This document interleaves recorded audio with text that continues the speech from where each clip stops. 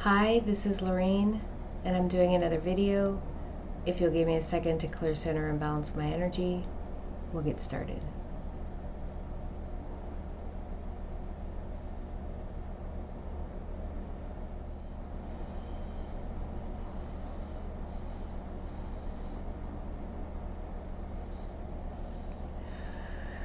Okay, so first, there's a lot of construction going on around me, so sometimes it's really loud and sometimes it's quiet, so I just want to give it that disclaimer. And normally once I'm started, it doesn't distract me, but it might distract you. The other thing is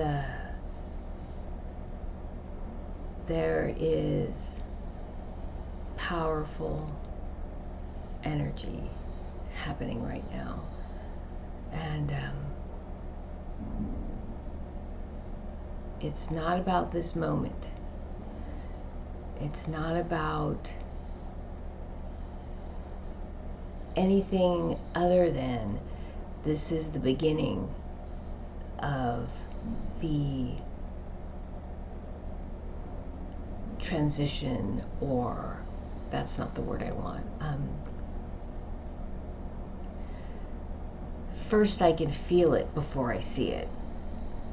From my perspective, first I feel it before I see it. I'm very clairsentient and very claircognizant. I utilize all the clairs, but those are the most telling for me. And I feel this shift in this rise in vibration, and I feel this very powerful energy moving through me. And it's not about anything other than the freeing of Mother Earth and the rising of her vibration. And this isn't just a moment of clearing of the planet. This is the rising of vibration. This power, this energy, this flow I'm feeling is just the beginning. That's what's most important. It's just the beginning, and it will not be stopped. I'm going to start reading through this journal. I noticed when I was editing the last video that I pretty much create like chapters, because what I've started doing is as that information comes in, I get like a title or something.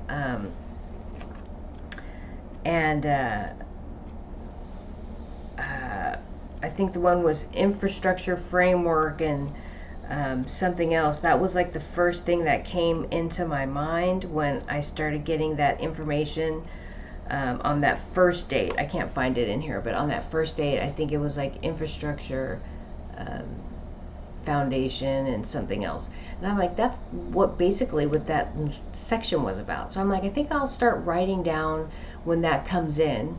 I'll write that down as a chapter along with the dates, because I think that might be helpful in breaking down the information. And so I'll just get started. I'm going to start actually first with this. These cards, I bought these when I went to a store here in Seattle. And every time I grab a card, it's called Native Spirit Oracle Cards, by Denise Lynn. Every time I grab a card, there's just like this powerful indigenous energy that comes through. And I think I know we're moving forward, there's no going back, but if we're going to go back to anything, we go back to that root, because the indigenous people were here to care for the planet and teach us how to care for the planet. And so when I pull this and I feel that energy, when I pull a card and I feel the energy from the card, it takes us back to where we were meant to be. And so that's very much indicative of this cycle, right? So this cycle began with us, the intention of us learning about our mother and learning how to care for our mother and one another. And now we're back to the beginning of that cycle where we are, those of us who listened and heeded those lessons, we are beginning a new cycle where we will understand our mother and each other from a different perspective, a higher vibration, okay? So I thought that was important because I've been feeling that energy very strong. As all things, past, present, and future, if I'm honest, because this this understanding of our mother, caring for our mother and each other, is universal across the board. That is the lesson that we all need to learn as a part of transcendence, as a part of evolution, and as a part of reunification. Okay, which is, if you think about it, clearly why our mother has been completely decimated, right? Why we are being separated, why we are being manipulated to keep us separated, to maintain this divisiveness on this planet, as well as destroying the thing that nurtures and cares for us, right? Our mother, our planet, our world. Okay, so I'm going to start. The first one is 4:15, and as I start, I'll just say I didn't read any of this at all, and I haven't. And one of the things I've found is when I'm reading through this, sometimes I have phrases that I've completely left out. Sometimes there are phrases that are written twice. Punctuation's a mess. And so that's a lot of the times why I'm very, sometimes when I'm reading, it's not as fluent as it should be, or fluid as it should be. Okay, so 4:15, April 15th. This came to me during the editing of the last video. Time isn't about aging, it's about ordering information. It helps us with processing the information being presented and experienced on this world in this incarnation.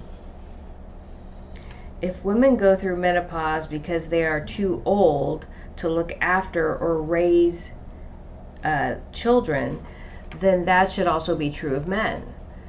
So then I noted Charlie Chaplin had 8 children, even though I think 2 might have passed away. I know I read one did. I think I remember them saying he had 6 kids.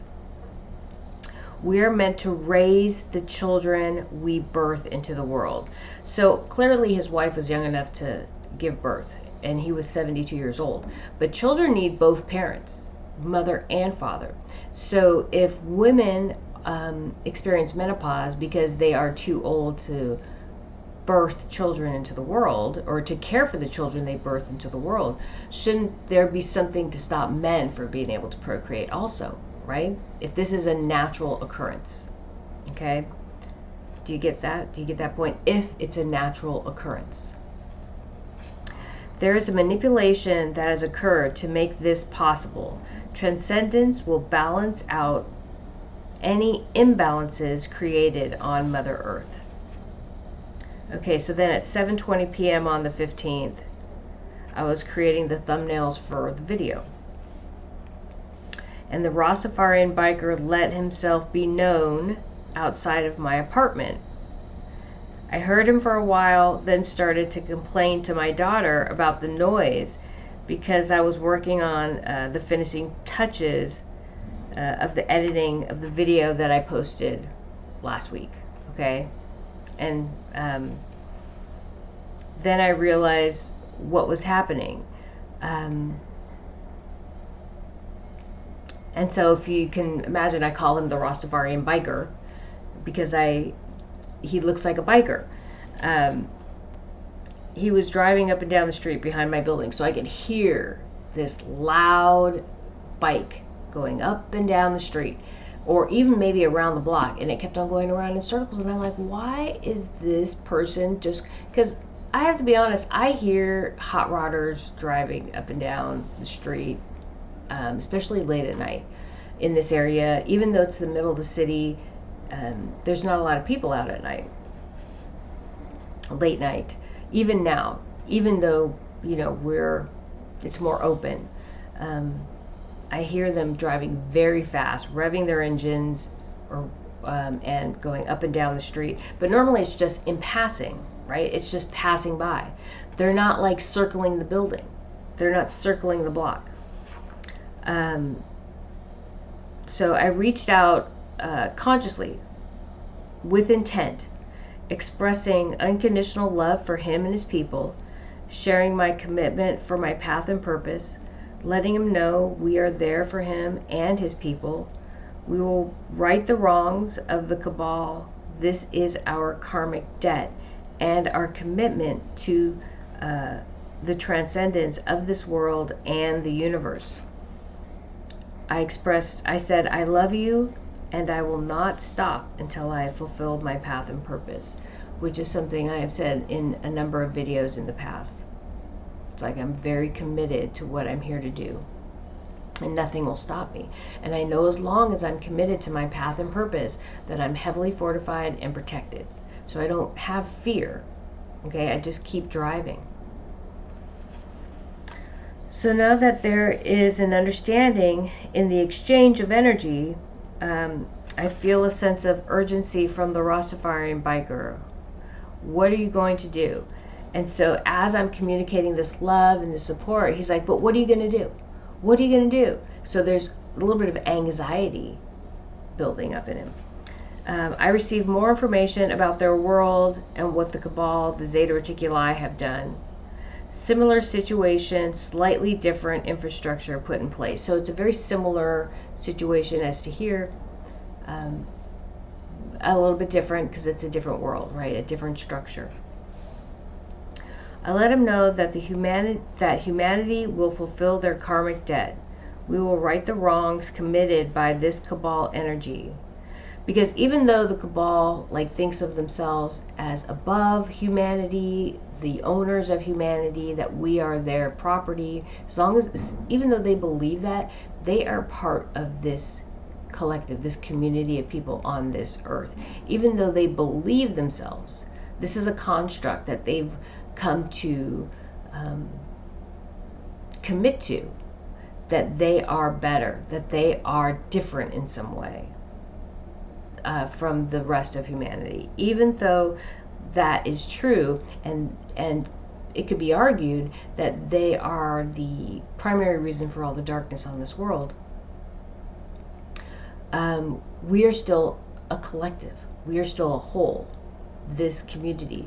And so we are accountable as humans from this world, karmically, for the wrongs that have been committed by these people, okay?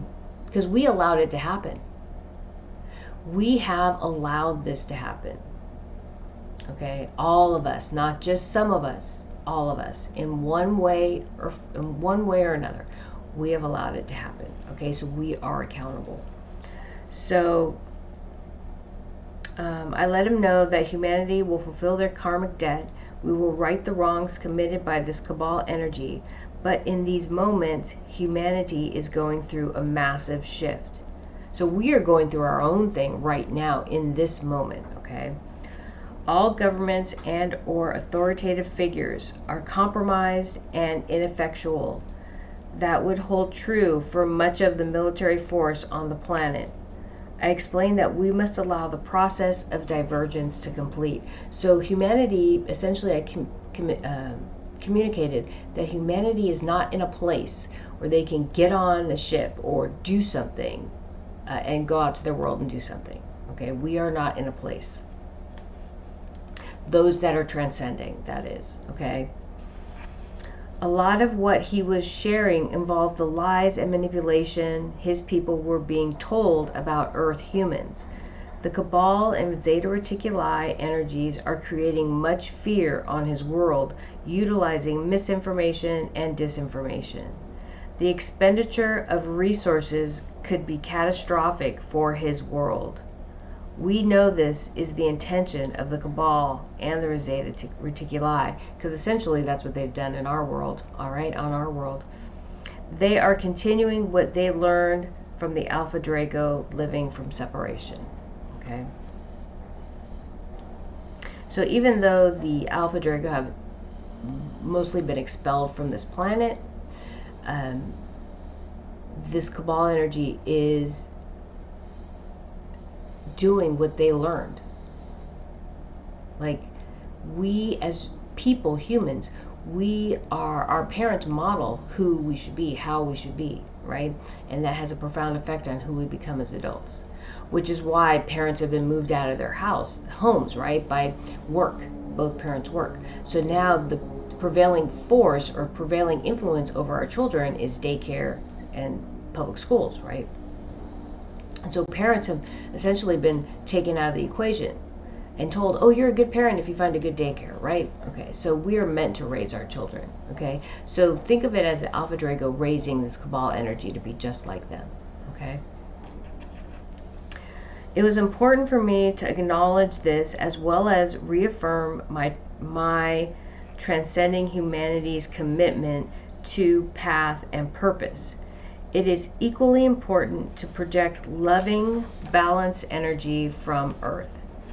These people, the Rastafarian bikers, are not looking for a hug. They are looking for strength, commitment, integrity, and action. It is hard to explain what I am, okay. So they're looking for someone to act, right? And I think I talk about this later, but the very strong feeling I got from this energy as I'm going through this, what I'm talking about right now, was that they are very, and as I saw them, they do this very specific, like ceremonial, guttural like dance. It's almost very Native American, but much more aggressive in how it manifests, how it looks. And as soon as when I was watching them do this, and it was nighttime, and I want to say there was a fire, very much like the Native Americans, but I can't remember. I want to say a fire, but I can't specifically remember off the top of my head. But the first thing that came to mind is Klingons. They were, and that they were the Klingon people in Star Trek, the original Star Trek, were modeled after this people, this world. The paradigm, the character, who they are, what they honor, what makes them Klingon, right? It was modeled after these people, the people I call Rastafarian bikers. That came in by really strong. So as they're like, what are you going to do? We need you to act. They're like very like a little concerned and anxious, which for them brings about this very almost like a tiger growling or a lion growling, but they're not really growling. I just want to say the vibe. Like if you hear a tiger growl or a lion growl, what that brings out of you, or what you think about what they're thinking as they're growling. They're like warning you and telling you, okay, you're in my space, and if you go any further, you're going to make me defend myself or my kids or whatever, right? So they're kind of coming at me like, we need to do something. We need to protect my people. My people feel very vulnerable. And they're not intimidating me. That's not what I'm trying to share. What I'm trying to share is there's a very deep guttural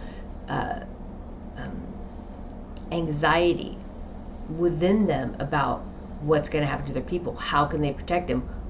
We need you to help us protect our people. Okay, so I'm feeling this very deeply in my body as they're communicating. And so what came to mind is like I had to laugh a little bit, and I said, and I'm thinking this to myself, it's hard to explain to them that I am a divorced mother of two who runs the front desk at a technical school, at a technical college. But that's not their concern, right? That's not their concern. They're reading the energy and responding accordingly. So they're not like, what do you do for a living? Even though they came in to where I'm working and they kind of picked up my energy to see who I was and what I was about.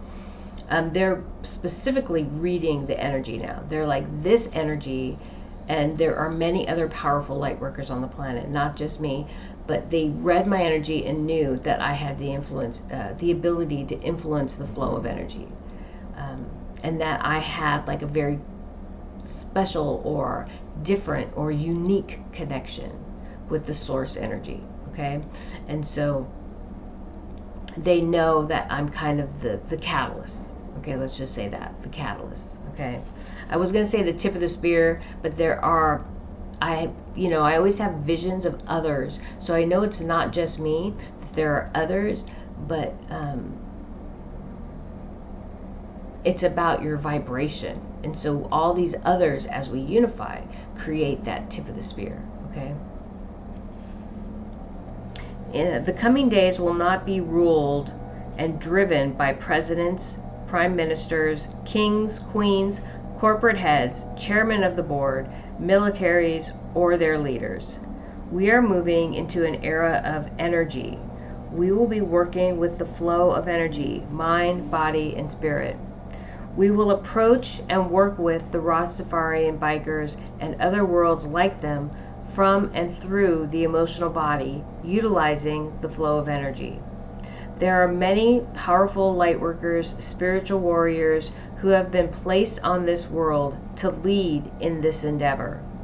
Some have awakened, some are awakening, others will awaken. The energy has shifted, the tides have turned. We shift into balance.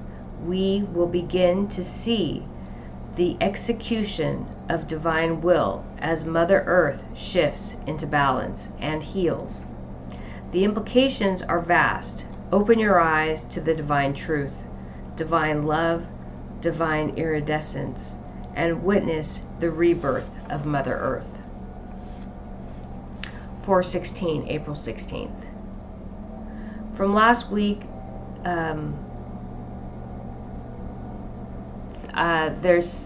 I said I would talk about my kids and their traumas and the epiphany I had. I wrote a whole lot about it, but I'm not really sure if it's super important to talk about it in this much detail.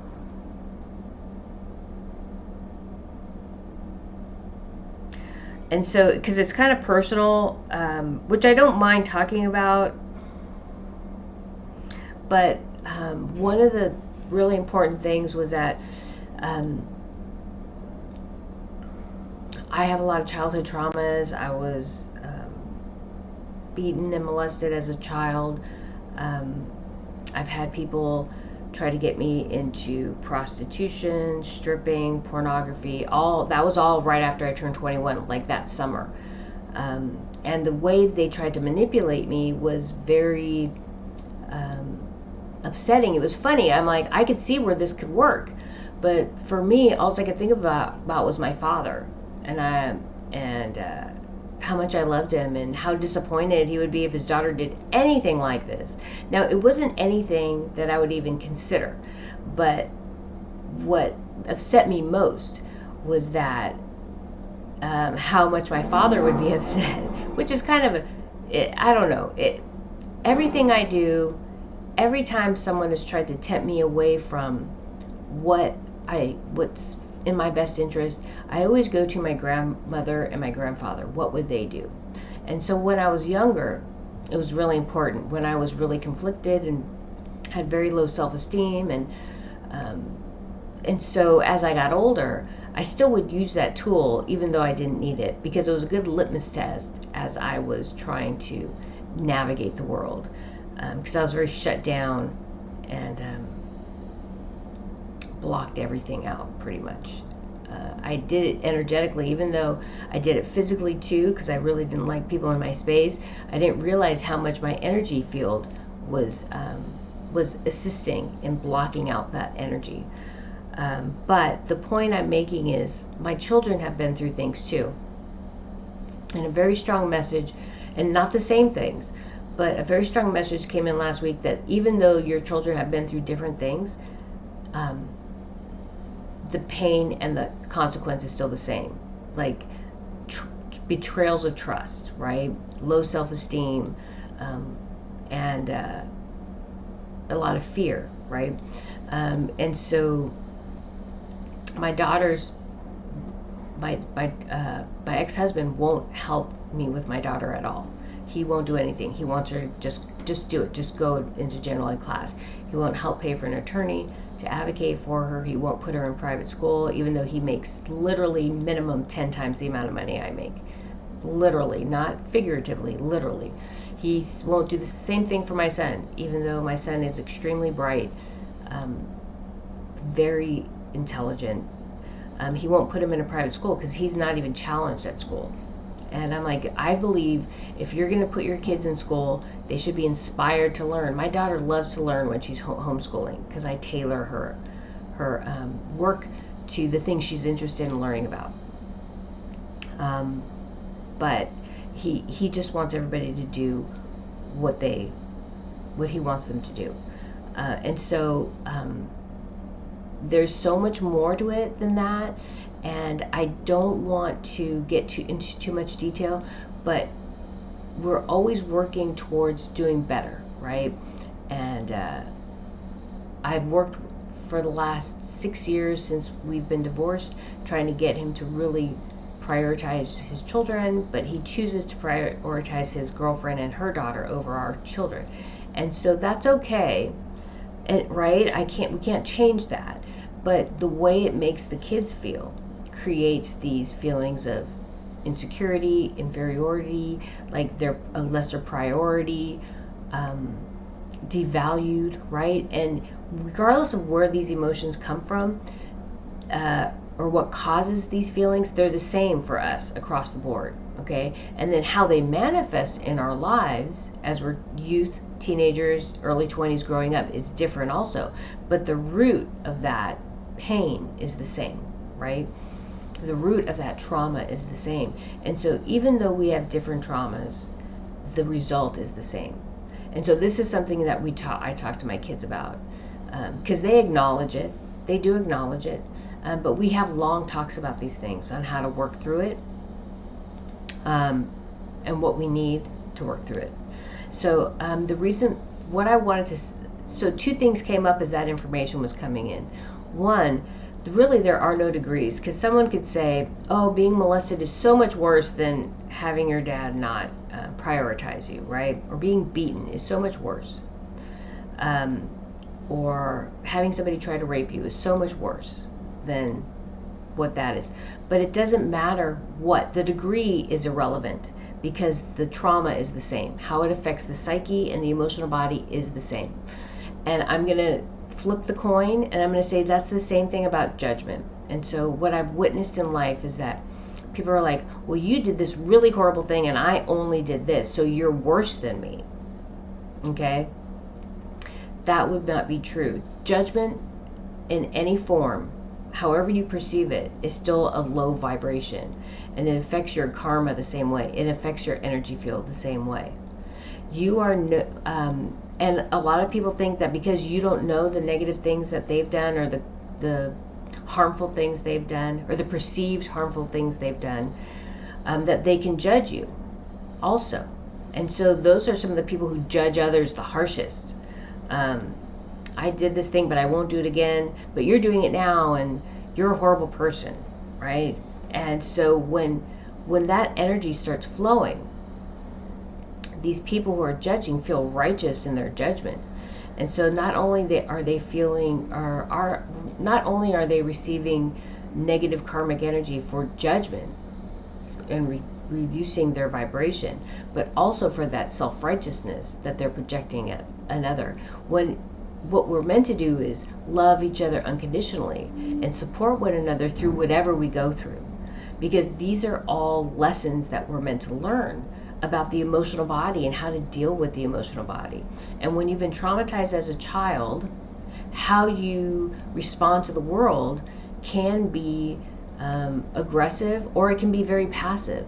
I've seen when I used to volunteer at a day center where there's a lot of homeless people, and I would also say I used to volunteer at a group home, which is an orphanage. I used to tutor there, and you could see kids acting out aggressively, and fighting, you can see adults doing that. But you can also see some of those kids cowering in the corner, afraid to reach out, afraid to let people in.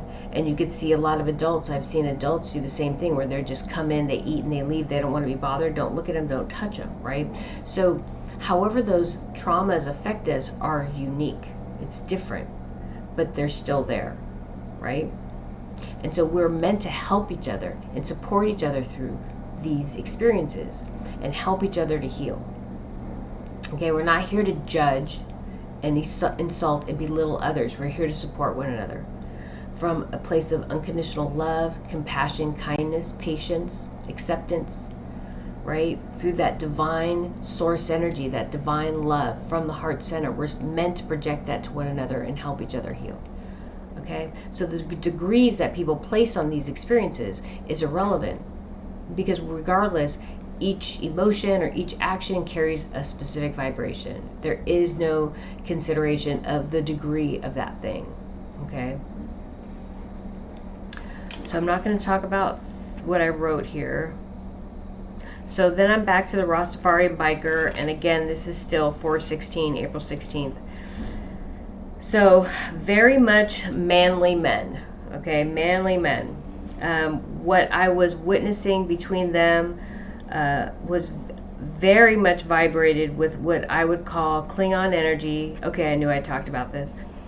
They definitely have a capacity for violence, but so do we, right? I guess you could call them a warring people, as we are, right? I think it was Randy Kramer on Cosmic Disclosure that called us a warring people, and that people, the people in the universe fear that. But that is inappropriate and very nondescript.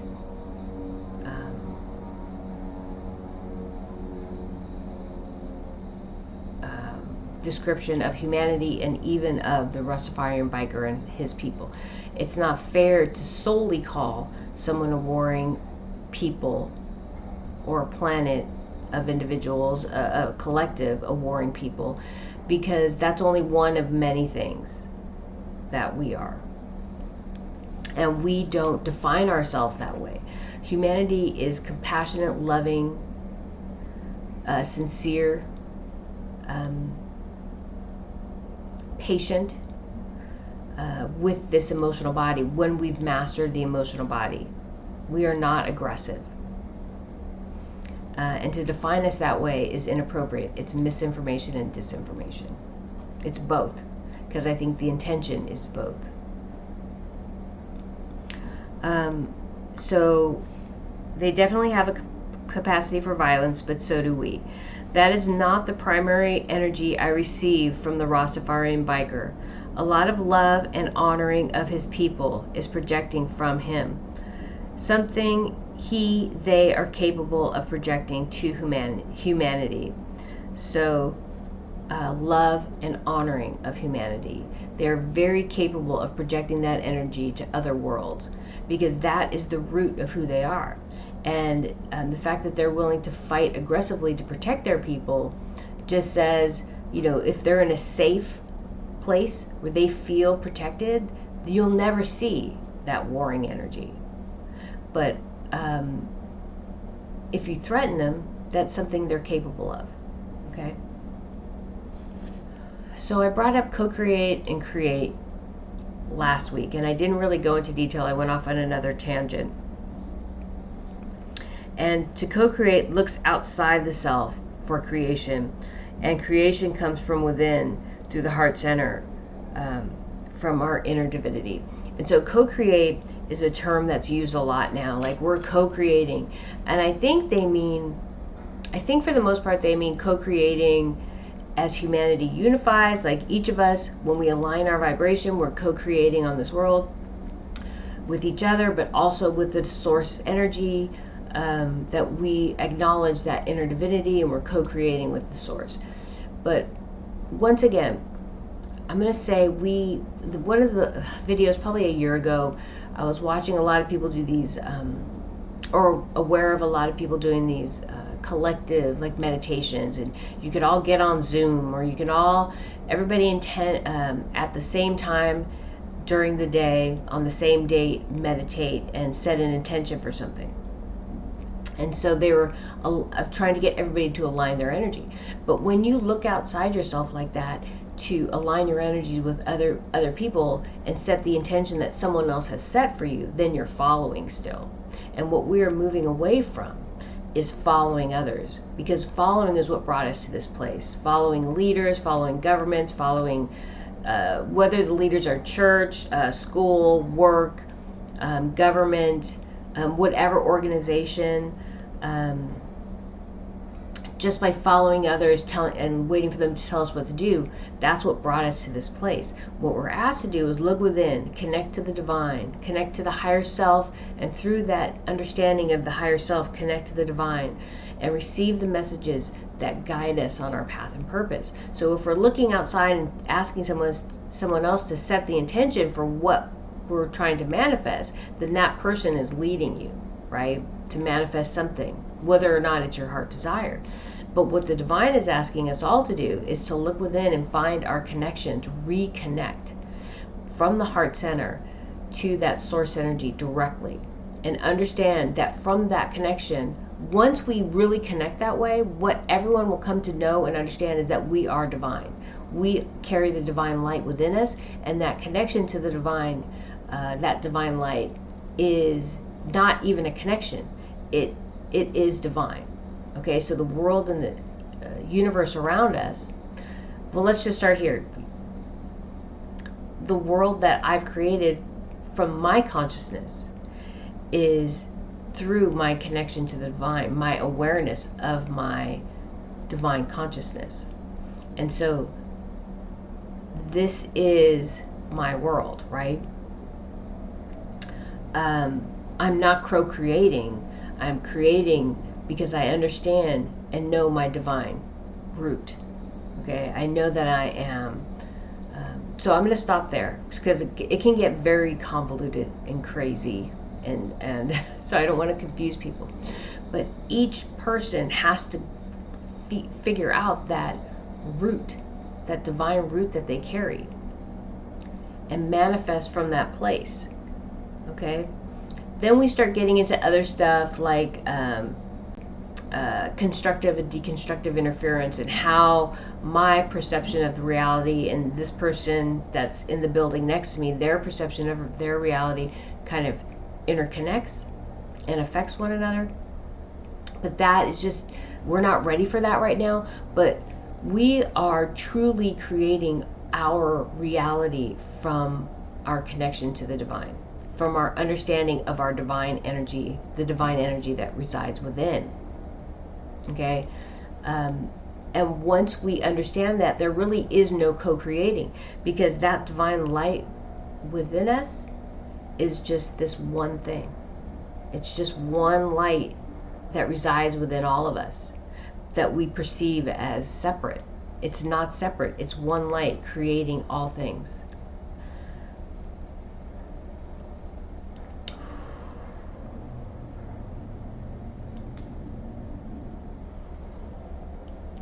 I am everything, everywhere, and nowhere.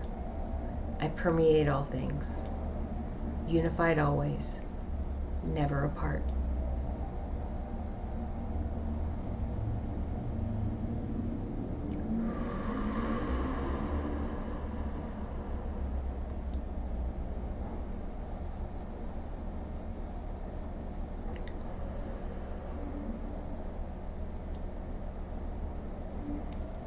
This is the truth that we all need to understand, okay? This is important.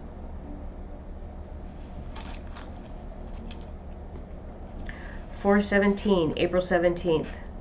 Hope is our greatest tool of healing in these moments. The Rastafarian biker comes in often asking me what I'm going to do. I had to suggest, okay, so it got to be a lot. I mean, constantly coming in, almost like a child. Mommy, mommy, you know, can I have some ice cream? Hold on a minute, I'll be out in a minute. And they come in every 5 minutes, or in the middle of a conversation when you're talking to someone. Anybody who's had toddlers knows how this goes. When they're trying to get your attention and they're pulling on you constantly, like, mommy, mommy, mommy, that's how it felt. I had to suggest to hold on. So I think that whatever I have kind of goes back to this, to them asking asking me a lot, what am I going to do? What am I going to do? And so I'm just going to read through this before I answer that question. I had to suggest to people to stop watching the news because it has them spiraling into darkness. I share love and light, but people want action, off-world and here on Earth. How do we bridge this gap from visualizing and creating to physically manifesting the outcome so desperately desired? Hope. Hope was what came to me. How do we create hope? Through our words, actions, and thoughts. Attempts to create hope for predetermined minority groups, now new and old, has not created hope. It has created divisiveness and violence. This is not a unifying force. So old being black or the African American community, and new being like this whole gender thing that's going on, as these communities are considered minority communities. These actions apply a force from the physical plane. This agenda prioritizes the perceived needs of one over the needs of another. One person, one group. This agenda imposes its will on those not aligned with that agenda. This is not only a violation of universal law, it is contrary to the will of the divine and harmful to the greater good. With that, we do not impose our will on others. We continue to execute the will of the divine. We express unconditional love, patience, kindness, joy, happiness, balanced energy with the world around us. We remain steadfast, trust in the divine and divine timing, and know all is as it should be. This is true for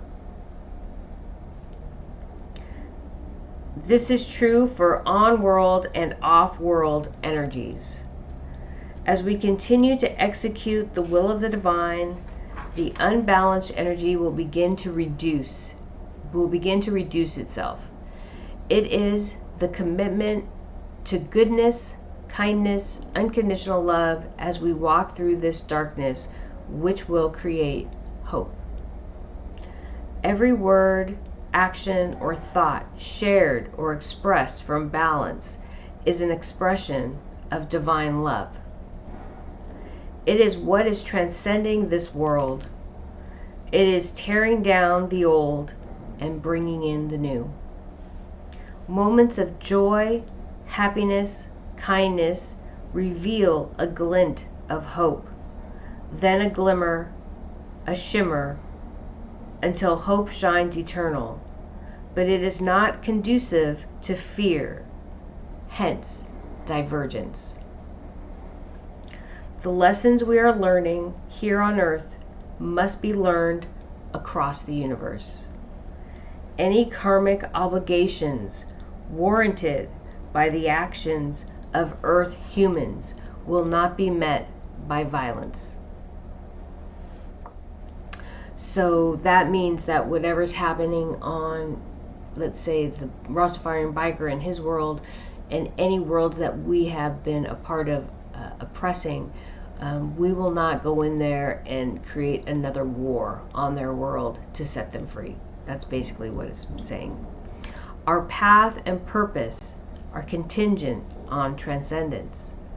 The tools obtained, the lessons learned, the wisdom obtained from this experience is intended to be shared with the universe. Our experience is meant to be a catalyst of change. When the Rastafarian biker asks, "What are you gonna do?" the answer is simply, teach you to look within, find your inner divinity, and empower yourself and your people. We are here to support you in this endeavor. This is important for him to know because he has been strong in my energy field, including in my space. He's been in my energy field, but actually physically been in my space. He was, oh yeah, I forgot about this.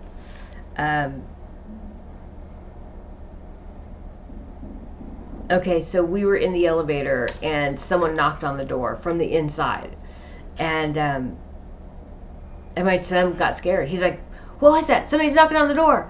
And I'm like, it was clearly not from the outside of the elevator. Clearly. But I was like, we're not going to open the door right now. Door's already closed and we're moving up. But he's like, "No, did you hear that? Did you hear that?" I was like, yes, I heard it. Desiree, my daughter, heard it. And I said, it's not a big deal. So I kind of he was so anxious.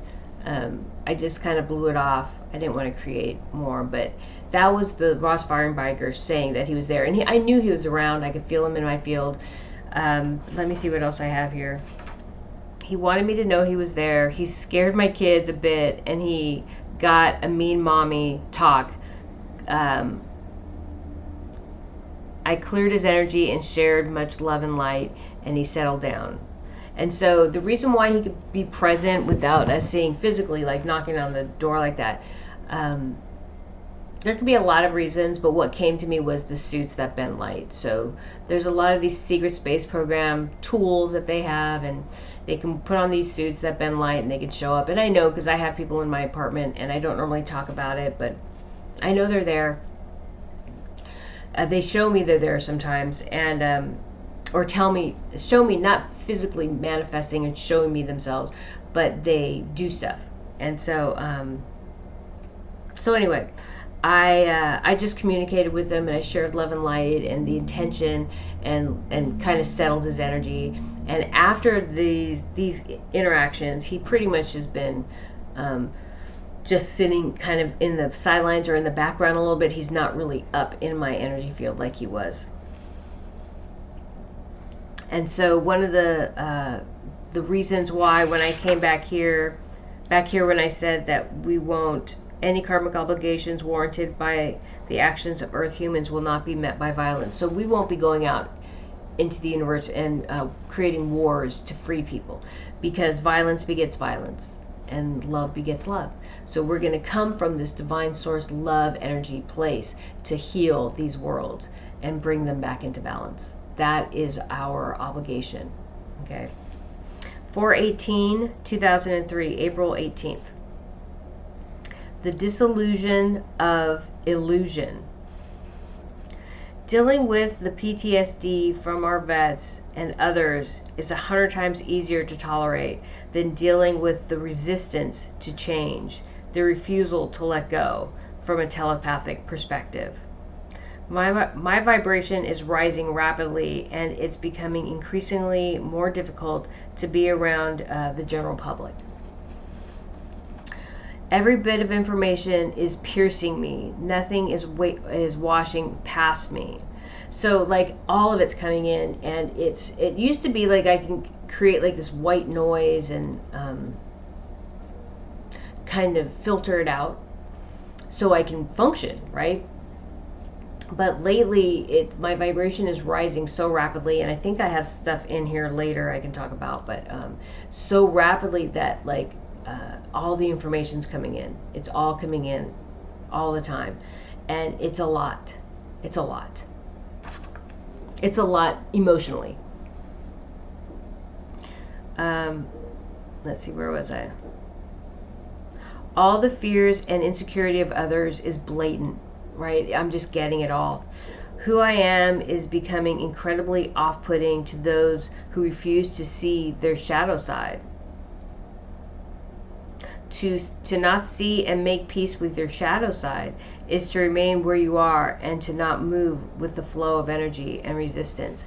And so I have a very clear idea of what's right and wrong, and so I always come from that place. And when you do that, and it's contrary to what someone wants, regardless of how self-centered it is, what they want, right? I'm looking for the greater good. What's good for these people? What's good for our students? What's good for my kids, right? I'm not looking about what's good for me. I'm thinking of myself as part of this whole, right? What's good for us? And I come from that place. But if someone's still coming from the ego, and this is what I want, and I'm going to convince you that it's good for you too, so you do what I want, that doesn't work with me.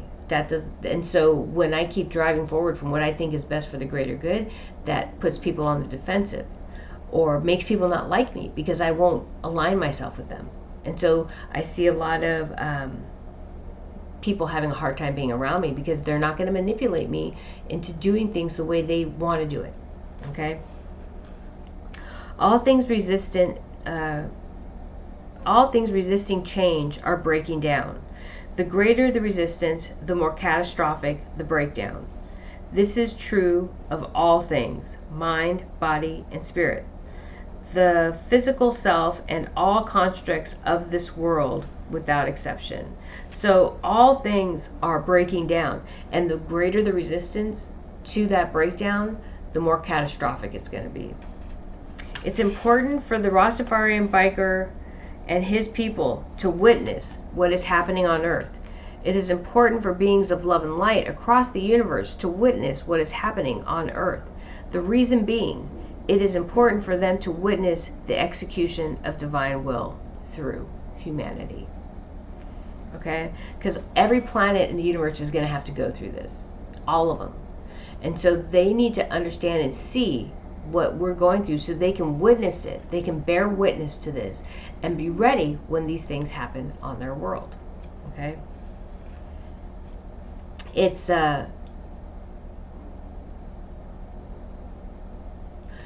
easier to hike.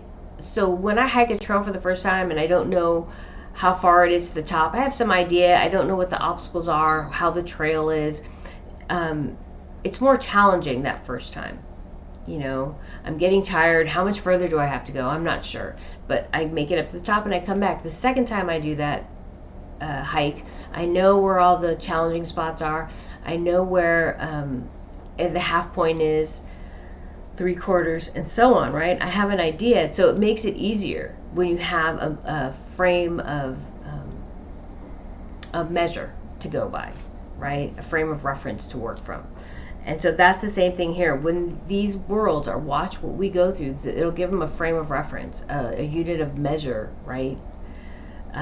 Something like that to help them as they go through this. And they will go through it. We all will. Because we all will carry the depth and breadth of emotion. When the Rastafarian biker asked me, what will you do?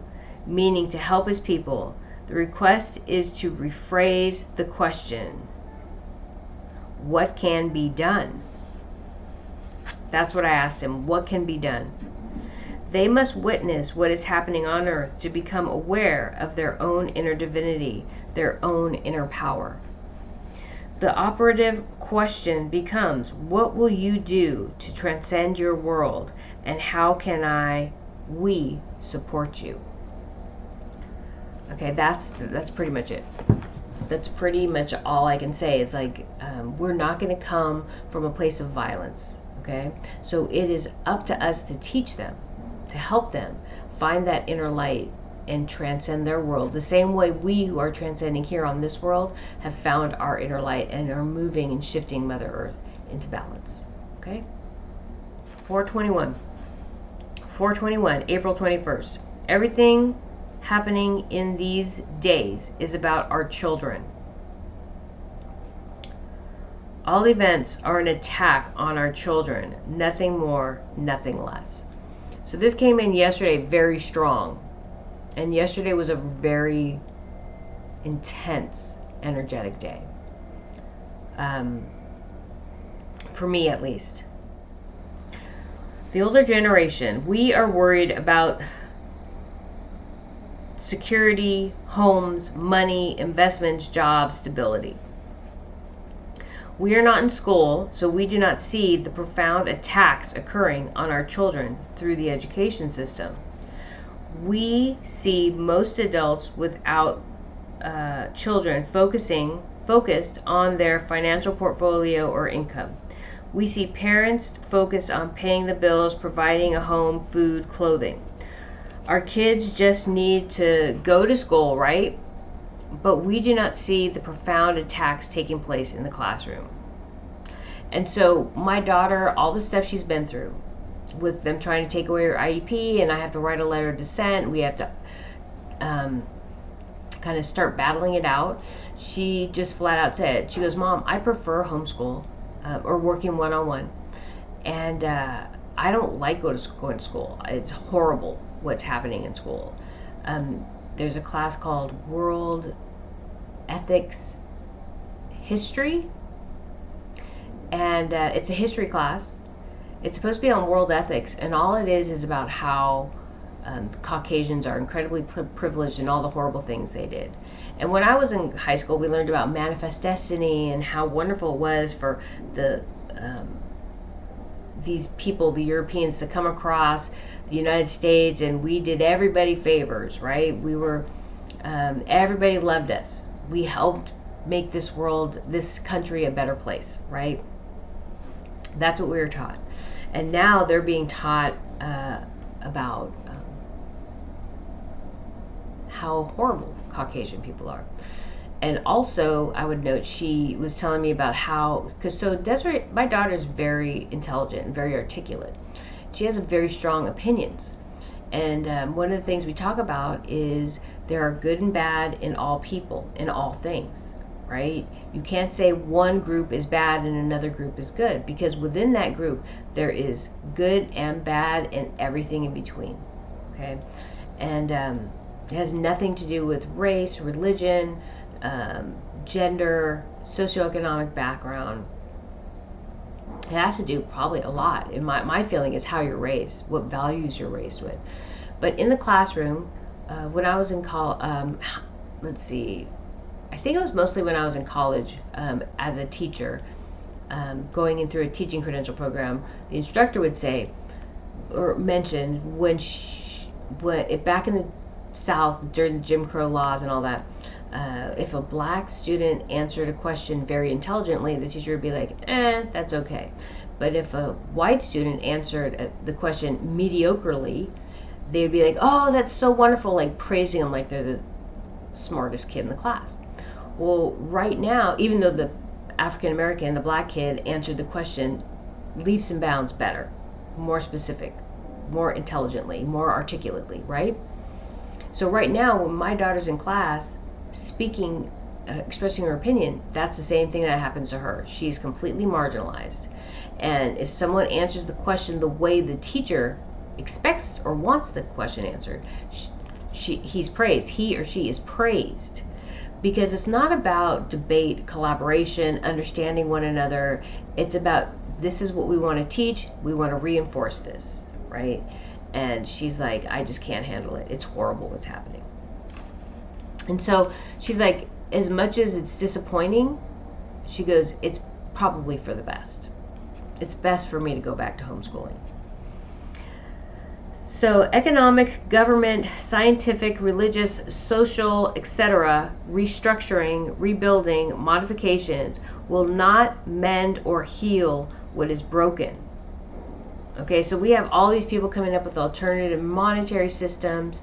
That's the big one right now, economic, in different ways of doing things. But it's not going to be about restructuring what's already here, okay? Reaching out to any of those things will not mend or heal what is broken. Reaching out will not heal or mend what is broken. Everything any of us needs lies within.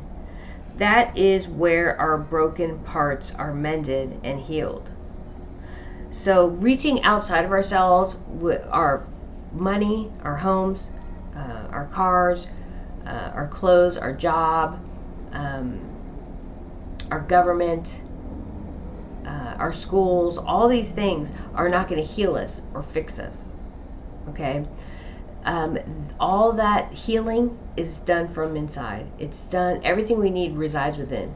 And it comes through the heart center, and it comes from our connection to the divine. It's that connection to the divine that heals all.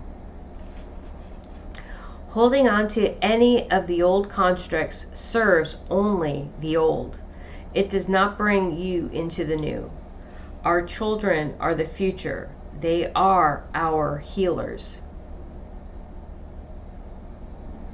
And so the most powerful visions of healing involve the spiritual warriors working in tandem with our children. We protect and empower our children through the divine consciousness. And so I think here I have a drawing of the vision I had. And so there are certain disciplines that I do, and they've shifted over the years what I'm meant to do. And I always have visions, and so of what it is. And I get information, claircognizance, clairsentience also.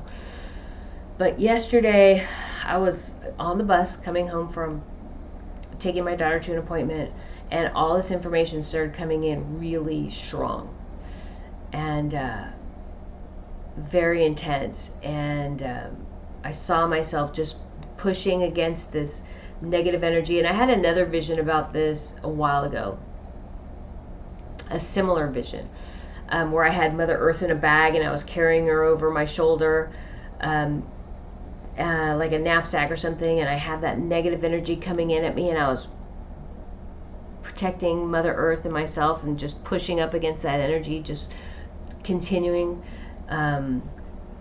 driving forward. And this was very much like that. I was moving forward, and I had all this negative energy coming at me. And I pulled out, I would call it the sword of truth, and I was holding a sword up like this, and I was cutting through all that energy. So I was cutting right through that energy, and just driving forward. And then I had all these very powerful light workers all lined up beside me. And just like those spiritual warriors, I had these special forces guys around me in that past video, and they were holding their arms up like this around me, protecting me from this negative energy as I was carrying and protecting Mother Earth. And so we started moving forward much faster with that, at working as a unifying force, creating a unifying field.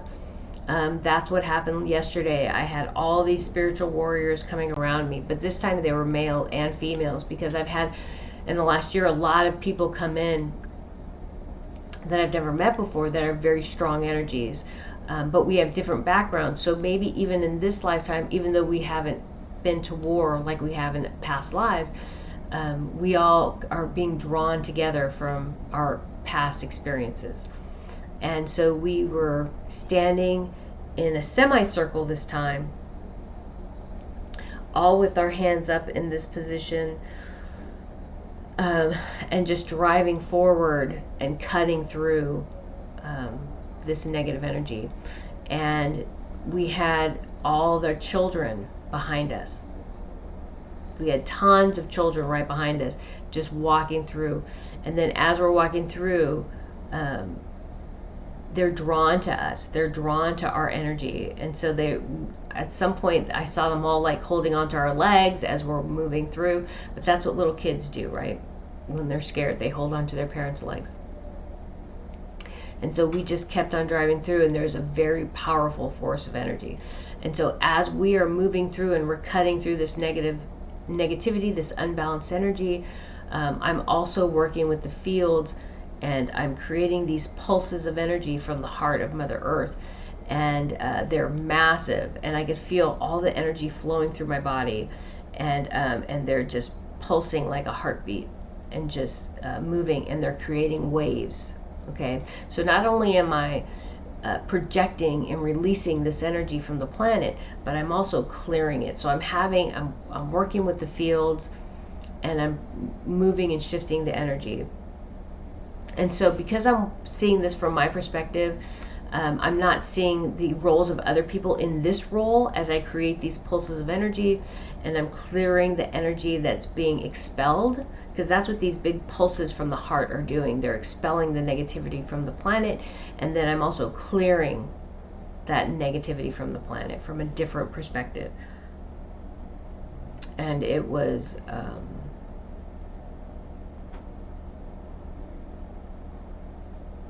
very intense. It was very emotional as I was going through it, and it was very. The clear message was, it's no longer about awakening people. It's no longer about talking to people about connecting to the heart and connecting to the divine, because everybody who's meant to do that, or everybody who's willing to do the work, has done it. Okay, or in the process of creating that change in their life. Right now it is about our children. Our children need to be protected. These attacks, and so I kind of always seen this and known it, but I'm very clear in my connection and directed on what my path is. And their parents are supposed to protect their children. Parents are supposed to advocate for their children. When we bring these lives into this world, we are responsible for those lives. And so right now we're seeing a lot of people, parents fail their children. Okay, and I'm not judging. Okay, I'm not judging. We all have a path and purpose. And if we don't fulfill our path and purpose, and if we don't transcend in this world, we will be incarnating on another world. Okay, so these people will be incarnating on another world. They'll be incarnating on a world that is at their level, okay, at their vibration, so that they can work through these lessons and be successful. But they can't remain here, right? So this isn't judgment. This is just parents, people have had the opportunity to do the right thing, and at this point, it's determined. It's been decided. Divergence has happened. We are no longer focused. It's not my duty to focus on awakening people to truth and to tap into their heart and connect to the divine. It's now about protecting our children. Okay, and when I have a friend who I work with, who said his 13-year-old son in his friend group, the 13-year-old boy committed suicide and he shot himself. 3 years ago, he was 10 years old at the beginning of COVID. Okay, we went through COVID, and now we have this whole Caucasian thing against Caucasians, and children being marginalized of all kinds, right? I'm sure African Americans, black people did not like being marginalized. And I don't know how you can justify the marginalization of others. Okay, if you didn't like it, what makes it okay to marginalize others? Okay, if people who are of different genders don't like being marginalized, what makes it okay for you to marginalize others? What makes you more important than others? Okay, anybody on the planet, not just certain groups. And so here we are, where our children are being marginalized and harmed. The priority right now is protecting our children. And there's nothing in my life that comes before my children. And I consider all children my children. I've been working with children from a young age. Even through my own traumas, it was very difficult for me to work in the group home when I was 20 or 21. It was very difficult because I hadn't dealt with my own traumas.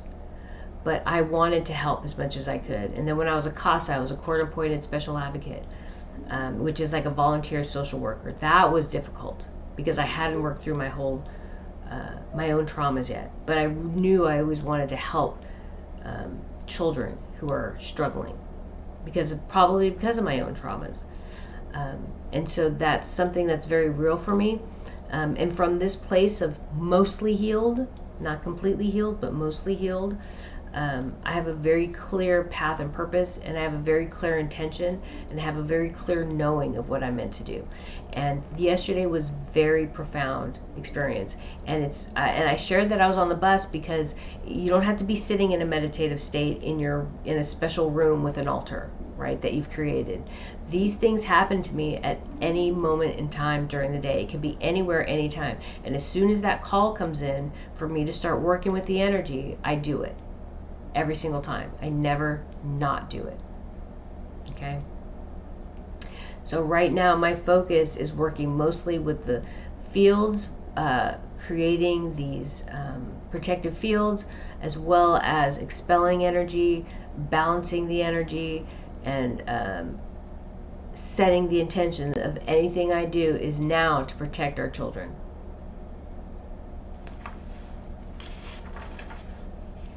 Strong message. So this is a strong message that came through, and we're still on 4/21, April 21st. Within the Zeta Reticuli community, children threaten their regime. They have relinquished their bodies. The Zeta Reticuli have relinquished their physical form. Thus, there is no procreation taking place. They must usurp, recruit, and oppress to obtain and sustain their perceived power. The new is a threat to this old way of thinking, this low vibratory 3D paradigm that they wish to perpetuate. Clearing the planet relinquishes karmic debt. When I see myself clearing the planet, I create waves of energy moving through and away from the planet. This is something I do regularly. And so that has been a discipline that I have been doing regularly for a while, but it's changed. Yesterday it changed. Today the energy was powerful. I'm sure it was driven by my visions of our children. I created massive pulses of energy from the heart of Mother Earth. I projected that energy out and away from the planet. Then I made sure that energy was cleared away. So on top of pulsing and projecting that energy out away from the planet, I made sure it was cleared away from the planet. This was powerful, and there are no words to describe the force behind the flow of these waves of energy. What came to mind next was karma.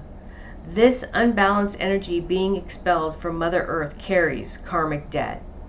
What you put out is what you get back.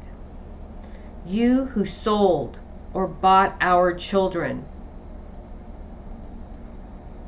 our people, you who bought or sold our harvests, you who benefited from the slavery and oppression of humanity and Mother Earth. A man or being reaps what he sows. Whoever sows to please their flesh from the flesh will reap destruction. Whoever sows to reap the Spirit from the Spirit will reap eternal life. Galatians 6, chapter 6, verse 7 and 8. This is from our Bible here on earth. Christian Bible. Those pulses of energy carrying your karmic debt to humanity. No energy escapes the karmic cycle. So what came to me was those waves of energy, that is the negativity that their actions, these actions brought to this world is now projected out into the universe. And that is their karmic debt. So the negativity that they brought to our world is now being projected back to them. What you put out is what you receive. Okay? All these worlds who thought they were getting away with what they were doing, okay, buying and selling humans from the cabal, buying and selling our food, buying and selling whatever from Mother Earth, our world, that is meant for us here on this planet, being raped, and they're reaping the benefits from that. This is your karmic debt for your coveting of what was never yours, was never meant for you. It was meant for the people on this world. That's what those waves of energy are. That is your karmic debt coming back to you. We are blessed. We execute the will of the divine. Each wave is an execution of the will of the divine. The Rastafarian biker and his people have taken it down a notch since the 417 entry, since April 17th entry. They're not acting so demanding. We are all culpable and we will be accountable. So they're starting to see and understand what I'm saying about driving from the heart center, that we will help them, but it's not going to be in the way that they think. And so they're trying to get their head around what that means. But it also has, getting your head around what that means connecting to the divine, connecting to the divine through the heart center. Okay. With that, the adults on this world have had more than enough time to find and walk their paths. The recent message clearly indicates to me from this point forward, my path involves unifying with other of similar vibrations and focusing on protecting the children. Thank you to all the powerful light workers entering my field this day, meaning yesterday. It was what we all needed. We are eternally grateful. We are eternally grateful. We are a unifying force, creating a unifying field. So when we all came together, that creating a unifying force and a unifying field, it was what we all needed. It was what we all needed, is that first step of unification. Just give me just a second.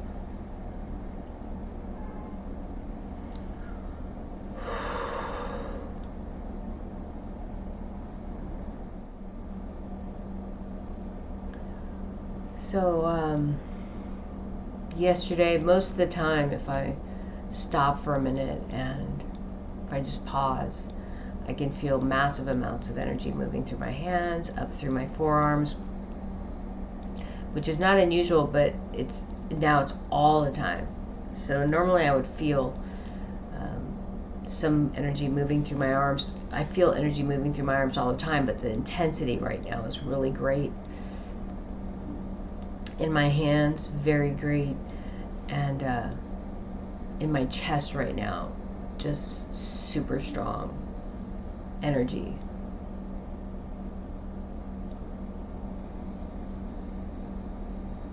And I think it's just, for me, a message of change, transcendence, and growth.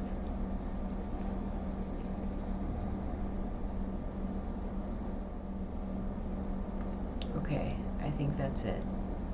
Thank you.